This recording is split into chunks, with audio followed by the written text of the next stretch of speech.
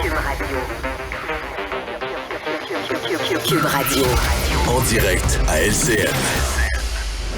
Allons retrouver 14h30 notre collègue Yasmine Abdel-Fadel, animatrice à Cube Radio. Bon après-midi, Yasmine. Bon après-midi, Julie. Alors, Manon Massé qui a annoncé qu'elle va quitter pas son rôle de députée, mais son rôle de porte-parole de Québec solidaire cet automne. Elle va néanmoins terminer son mandat comme députée dans Sainte-Marie-Saint-Jacques. Elle va même peut-être se représenter. As-tu l'impression que c'est une lourde perte pour Québec solidaire?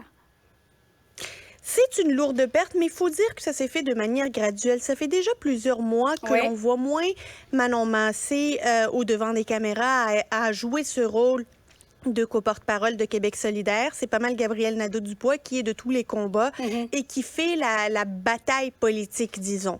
D'ailleurs, François Legault, lorsqu'il avait attaqué Québec solidaire, ses attaques s'adressent directement à Gabriel Nadeau-Dubois plutôt qu'à Manon Massé. Disons que ça passerait moins de la même manière là, de la partisanerie si c'était Manon Massé, qui est quand même une personnalité politique très appréciée des Québécois.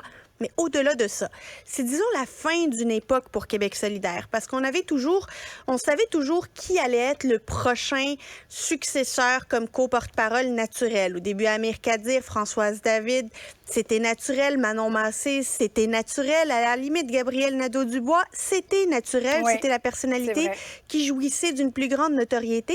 Et là, maintenant, ça l'est moins.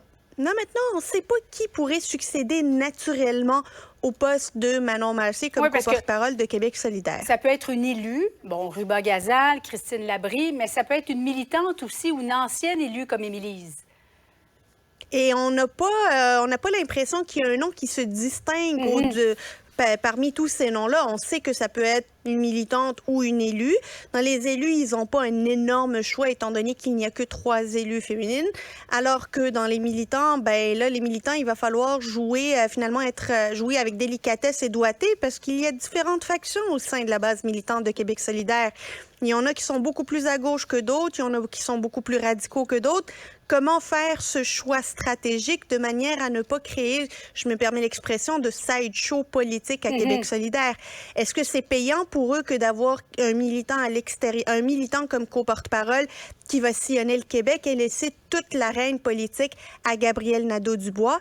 Et Julie, surtout, est-ce que Gabriel Nadeau-Dubois est quelqu'un qui va pouvoir partager la visibilité et la notoriété qui vient avec le poste de co-porte-parole?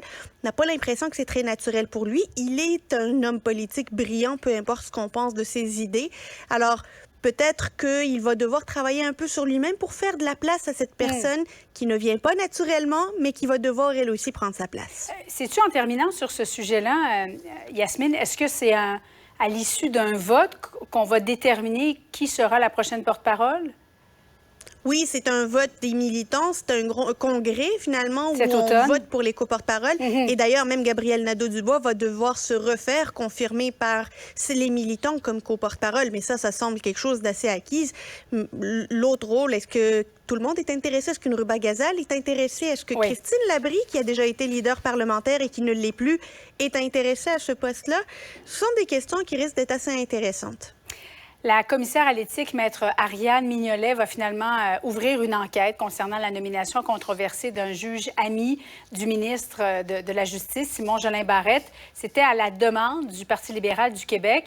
Yasmine, qu'est-ce que tu espères obtenir comme information ou comme réponse à la suite de cette enquête? Je ne m'attends pas à quelque chose de flamboyant parce qu'on sait, là, puis je m'attends à ce qu'on dise que les règles ont été suivies, le processus a été suivi, mais il ne s'agit pas ici, est-ce que le processus a été suivi ou pas, c'est est-ce qu'il aurait dû avoir des mesures supplémentaires pour assurer qu'il n'y ait pas de doute dans l'apparence de conflit d'intérêts. Monsieur Simon Jolin Barrette nous dit déjà que la prochaine fois, il va le déclarer son conflit d'intérêts, la prochaine fois, il va trouver des moyens de pouvoir dissiper ce doute.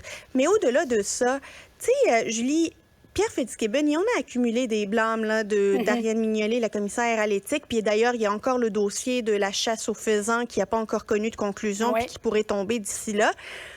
Mais ça semble pas leur faire les faire bouger ou les faire paniquer là, les blâmes de la commissaire à l'éthique.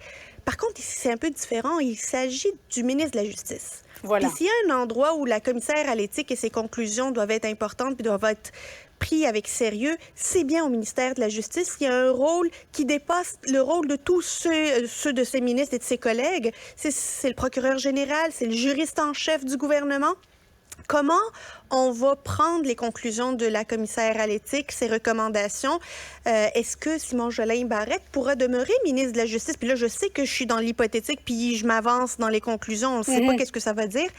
Mais ce sont des questions avec lesquelles Simon Jolin Barrette va devoir vivre au courant des prochains mois. Et disons qu'il n'a pas le droit à l'erreur sur le plan éthique d'ici les conclusions de la commissaire. Et il doit espérer bien fort qu'elle n'y trouve rien à redire, rien à lui reprocher pour qu'il puisse dormir les deux oreilles tranquilles. Yasmine Abdel-Fadel, merci. Yasmine, au plaisir. Au revoir. Voilà qui conclut l'émission.